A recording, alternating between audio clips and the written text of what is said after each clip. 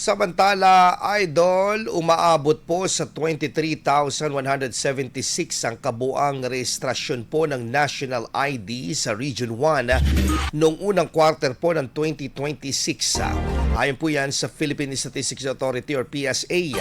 Mula sa datos po na 8,417 na rehistrasyon noong Enero at 12,727 noong Pebrero, halos dumoble ang bilang po pagsapit ng Marso na umabot sa higit 23,000. Kasabay nito, tumaas din ang bilang ng mga inisyong e-Phil ID na umabot sa 16,444 noong Marso mula po sa 7,719 noong Enero.